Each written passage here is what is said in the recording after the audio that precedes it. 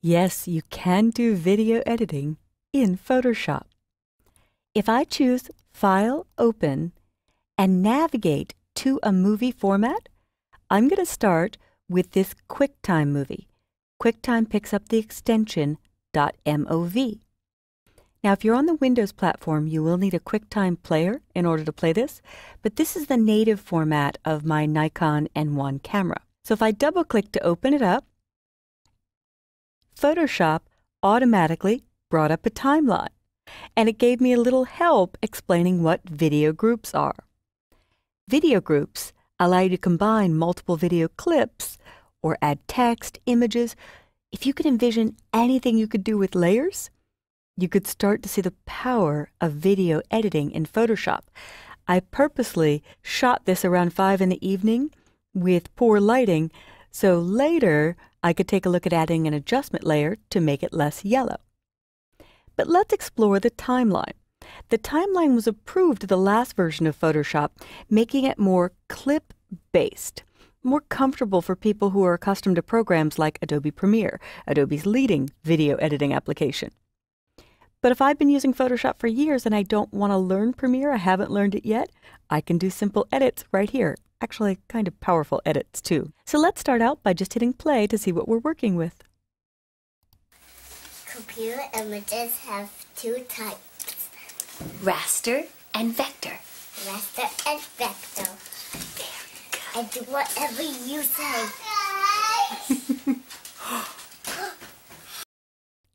Now, I should have told you to make a mental note as we're watching the timeline. I want to see how far in we've reached when you hear my voice saying raster and vector. So if I scrub back in the timeline, I'll make a note. At the 5:13, hit play. And vector. And I missed it by a hair because I was watching it as we went, so I'll scrub back a little bit further. To 4:26, hit play. Raster and vector. And still off. You'll get there. And this is common workflow for video editing. You want the perfect cut in the perfect spot. So now I'm at 4:08. Raster. And that looked about perfect. At 4:08, it's just before you hear me say raster. So we could pause at that shot, and there's a few tools that are very simple. Where the playhead is. Now this is important. This red bar is called your playhead.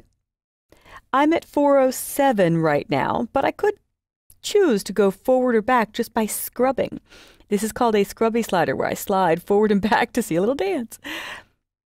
But as I'm observing this, the red bar is your playhead, so if I want to cut a video, I want to get my playhead to the right spot.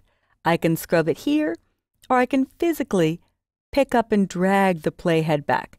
And technically, this is called scrubbing the timeline. Whether you scrub using the playhead, timeline, either one works the same. And I'm watching the numbers to know where to start. So the scissors head, it's broken.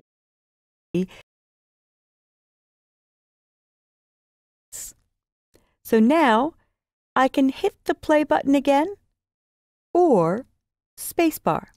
Raster and vector. And he's just starting to say it, so sometimes it's very delicate editing. 6:21, I'm marking this, hitting spacebar.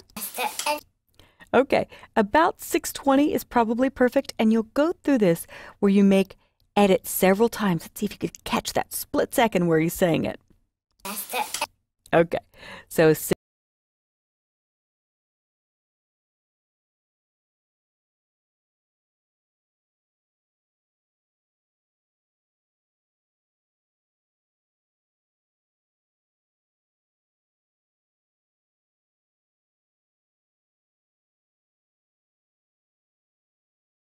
So 6:17 looks about perfect.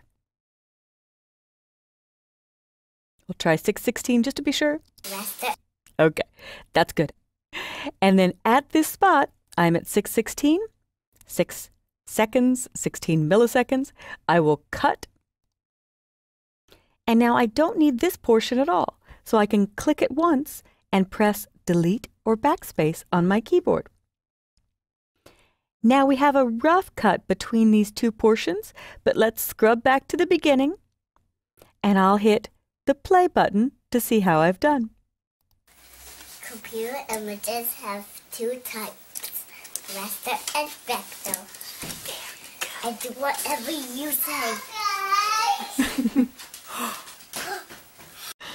Now, I actually might decide to leave that "hi guys" in and the look on his face, or maybe I pull out the audio. You could mute the audio or replace the audio or put in sound like dun dun dun. That would be a nice effect. But my goal with this lesson is just to show you taking one video where there's small portions you don't want and achieving a final edited piece. So I'm going to save as, and I'll keep a PSD file as my master. So this will be the end version, which you'll see. And there are lots of formats you can choose to export, ideal for YouTube and social media sharing or your own personal use. But for now, your goal with this lesson, hopefully, was to see how easy it is to pull out information you don't want in a video and go from one spot to the next. Now, before I finish with this exercise, that was a very rough cut from here to here. So maybe I'll do a little transition. And transitions are also super easy, in my opinion. Here, we have different types of transitions. Fade, crossfade, fade with black, fade with white, fade with color. I'm going to do a 2-second crossfade. So I could simply drag it in between the two clips, and you see how long 2 seconds is. So that might be too much, but it's fully editable. And transitions is another way to hide your editing or indicate to the viewer that you've made an edit, but not make it so abrupt or quick. So now, if I click anywhere away, a lot of people just hit Return or Enter to make that menu go away. I'll slide back to the beginning and play one last time. Computer images have raster and vector. All right, so I might need a little more time at one end or the other, so I could play with the ends of those. I could grab one clip and make it a little longer, shortening the next clip, but I'm not going to go too far into playing. As long as you've got that raster and vector in my voice out and the child clipped from saying one thing to the next, we're in good shape. And just because I can't let this go, what I will do for my last edit to this portion is shorten the duration of the crossfade. Maybe 1 second is really all I need to show this off. So I'm going to press Return or Enter to make that go away. As you noticed, I could scrub again, and you do see a nice little one position to the next.